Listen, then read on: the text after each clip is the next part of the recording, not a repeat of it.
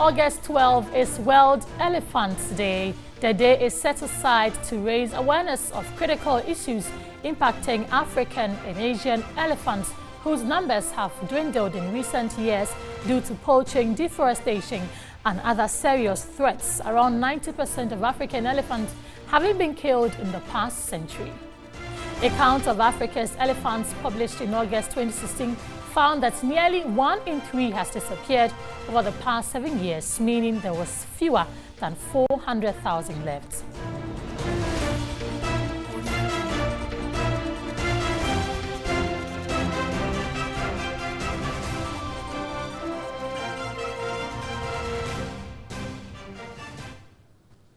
Many thanks for joining us. If you've joined us on DSTV, this is channel 279. We're also live on our various social media platforms on Facebook and Twitter. Let's go to our first story now. The Greater Accra Regional Police Command is on a manhunt for a suspected robber who shot and injured 4 police officers at Zamrama Line near Sukura in Accra on Saturday. The 4 police officers are receiving medical treatment at the Kolebu Teaching Hospital. One of them is reported to be in critical condition. A civilian is also reportedly to have been shot in the thigh, while another person broke her leg in an attempt to flee from the scene. The Greater Accra Regional Police Commander, DCOP George Alex Mensah, confirmed the incident on phone, adding that the officers from the Regional Operations Unit were caught unawares by the gunman. The incident, he said, was not a shootout, but sporadic gunshots from the attacker.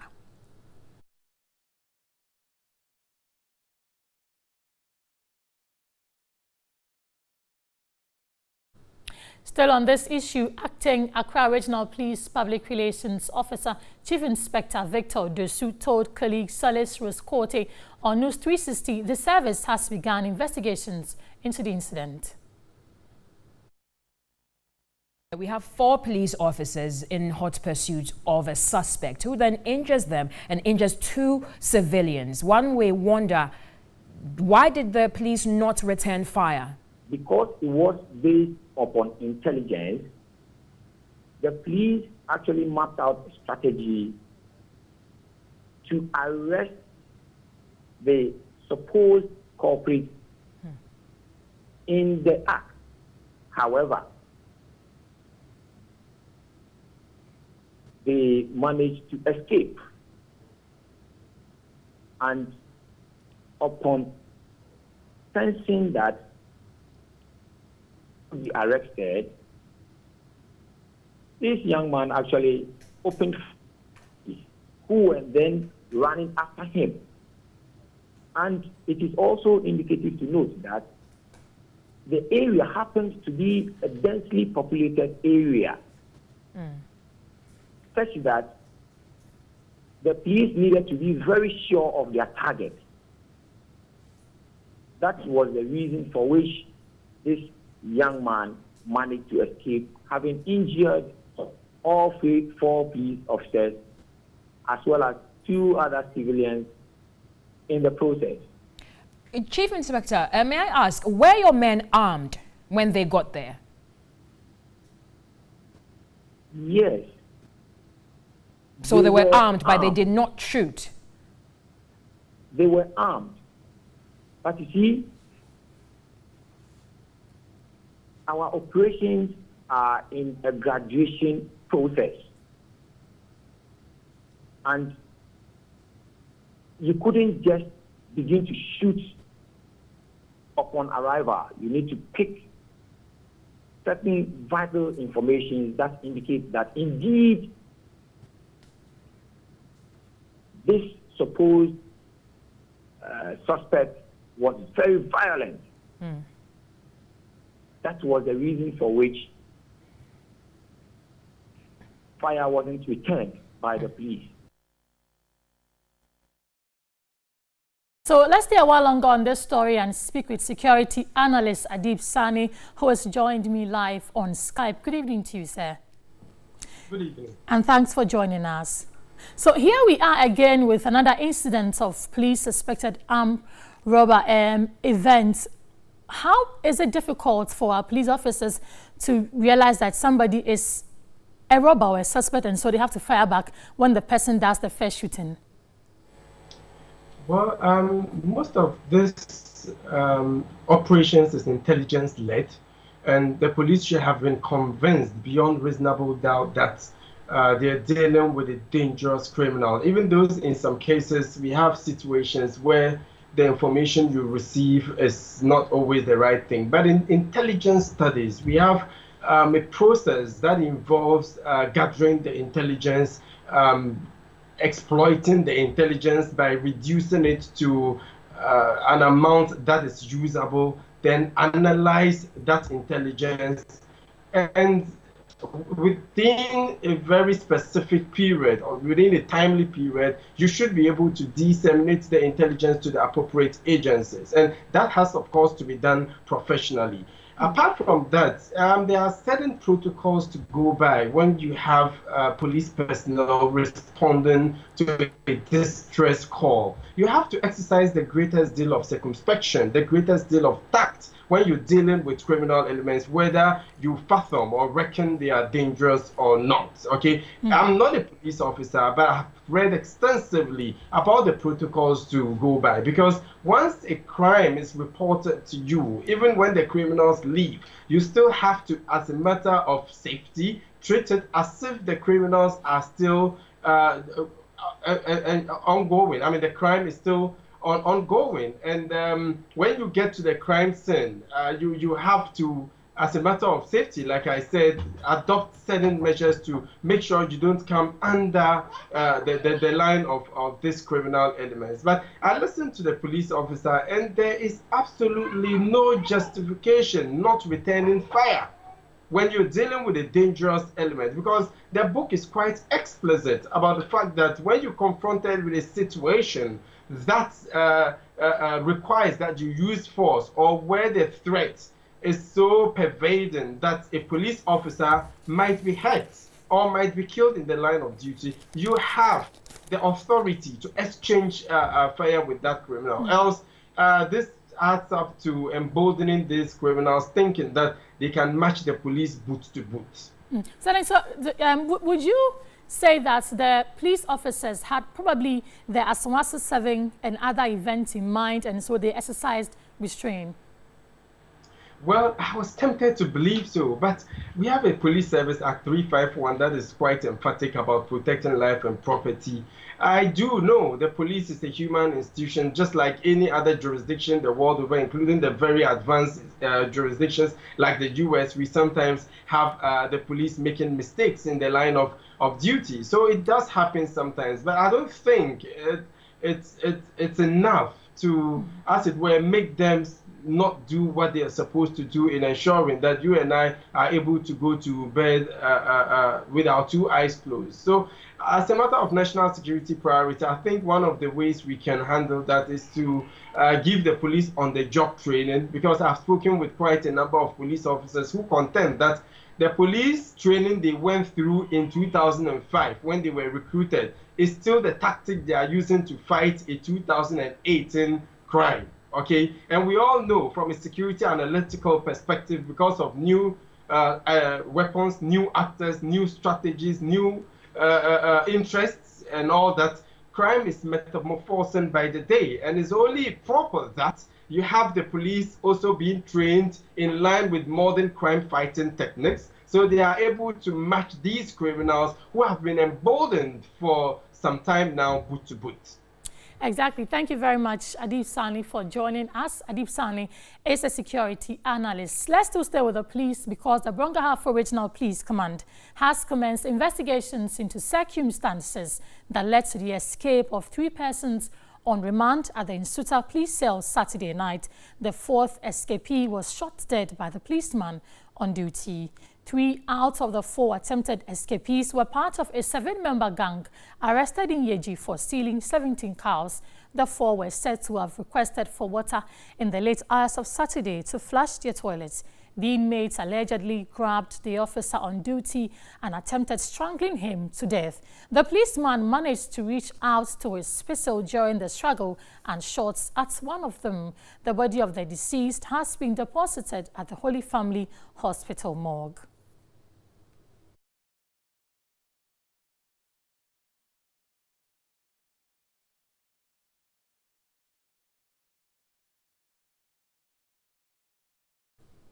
You're also watching NEWSAT10 on TV3. If you're watching us on DSTV, this is channel 279. We're back with more stories after this break. Don't go away.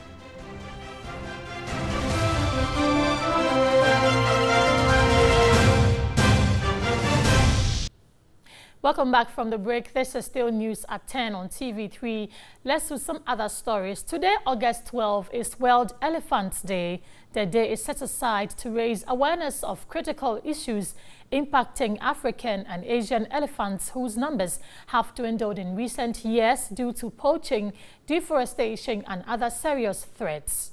Around 90% of African elephants have been killed in the past century. A count of Africa's elephants published in August 2016 found that nearly 1 in 3 has disappeared over the past 7 years, meaning there was fewer than 400,000 left. According to the World Wildlife Fund, WMF, there are now thought to be around 415,000 African elephants left in the wild. Between 2006 to 2015, around 10,000 African elephants were lost from the wild, mainly due to poaching, and between 2017 to 2014, 30% of Africa's savanna elephants were lost.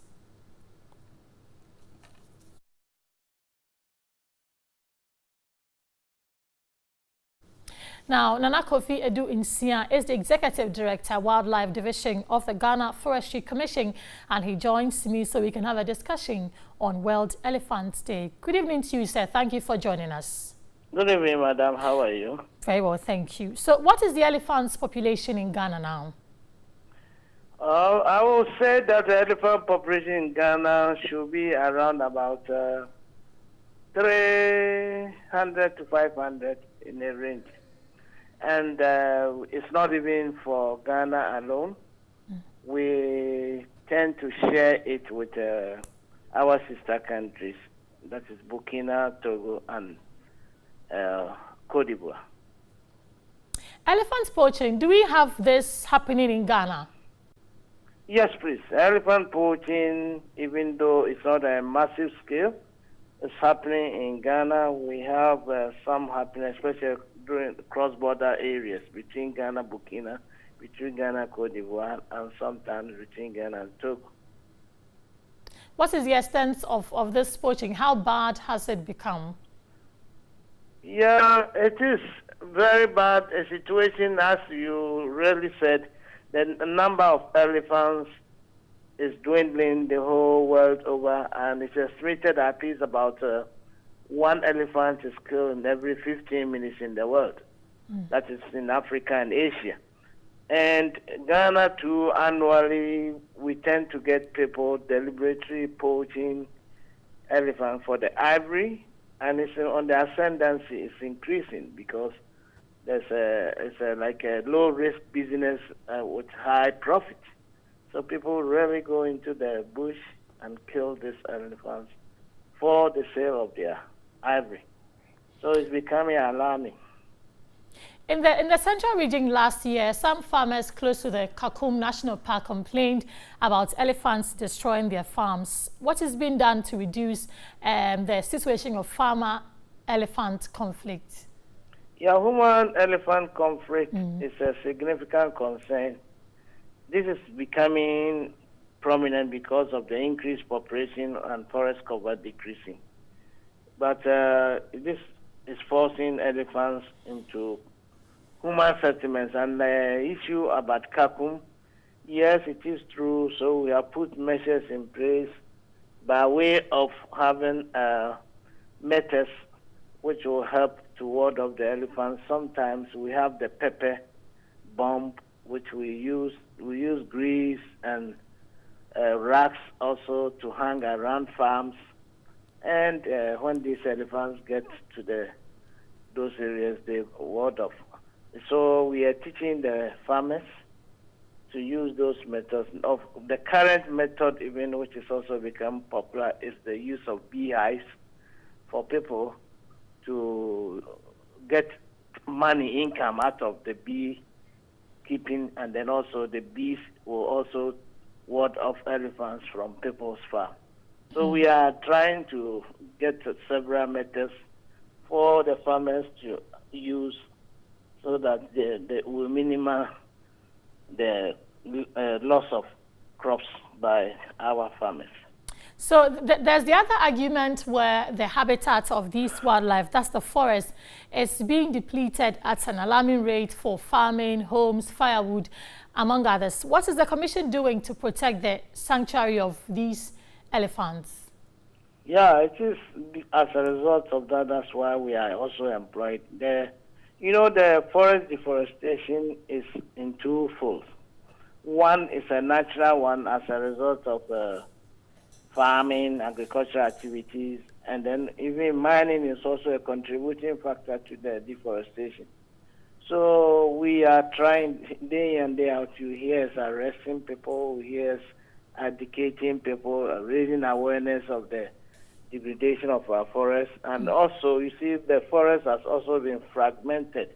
That is creating isolation situation for the elephant as a result of breaking the continuous habitat of the elephant by way of settlement, by way of mining, by way of road construction, agricultural production.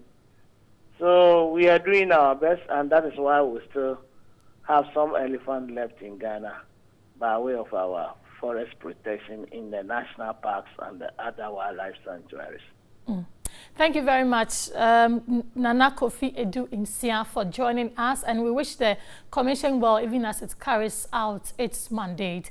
Let's go to the presidency now, because President Akufo-Addo has defended government's plans of converting senior high school calendar into a semester system, addressing chiefs and people at Mpampaso in the Ahafo South-West District.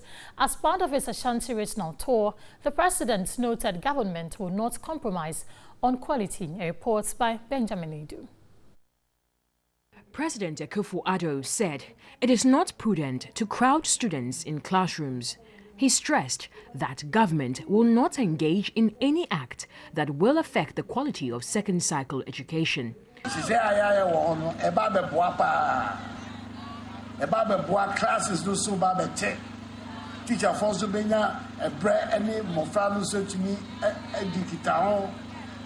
President Akufo-Addo addressed a deba at Mpampaso in the Ahafo North Southwest District in the Ashanti region, where he cut sod for the construction of the Wioso-Mpampaso Road.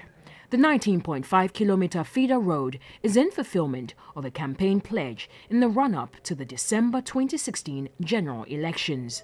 The 17 million cedi road project will serve the Wioso-Mpampaso and adjoining communities.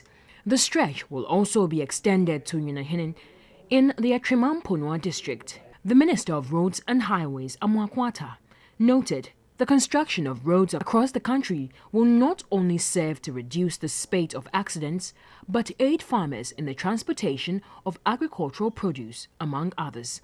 The paramount chief of Mpampaso, Nana Tebri Jansa, was grateful to government and promised to support the numerous initiatives by it.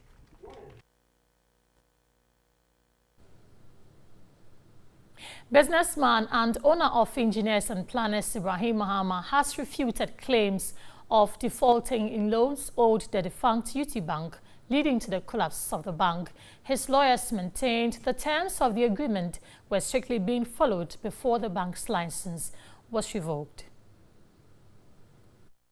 A financial autopsy report by the Bank of Ghana has linked UT Bank's insolvency to huge non-performing loans. These included those of businessman and owner of Engineers and Planners Ibrahim Mahama.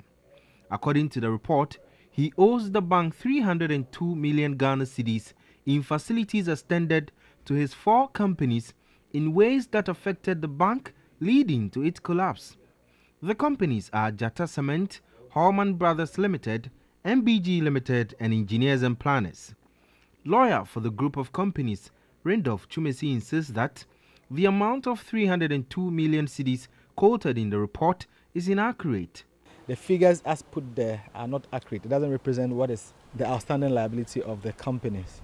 Randolph Chumesi also observed that though his client owed the defunct UT Bank, they were not in default, adding they were following religiously the terms of the agreement with the bank. At the time the license was revoked, my clients were not in default. Per the terms of the agreement, payment would have started upon completion and production. Production has not started, and the factory is in its final stages. Maybe end of this year or early next year, production will start. Lawyers for the businessman took journalists on a tour of one of the companies cited in the report, Jata Cement Factory. The factory, which is said to be about 80% complete and yet to commence production, is also being faced with a change in timelines as well as increase in costs due to the collapse of UT Bank. Timelines for production, among others, have all been will have to be postponed because we can't meet those targets because of what has happened. And obviously it's going to have financial implications as well. The cost of raw materials, cost of equipment, cost of other things. So it's going to affect the budgetary allocations that were made for the project. Obviously it will. The plant is estimated to be $200 million. Jata Cement, which is also Guinean owned, has to resort to other financiers for support to complete the project due to the revocation of the bank's license. And that's how we end today's edition of NEWSAT10 on TV3. If you watched us on DSTV, then it is channel 279. Many thanks for joining us. My name is Grace Hamo Asari. Log on to 3news.com for some more stories. Enjoy the rest of our programs.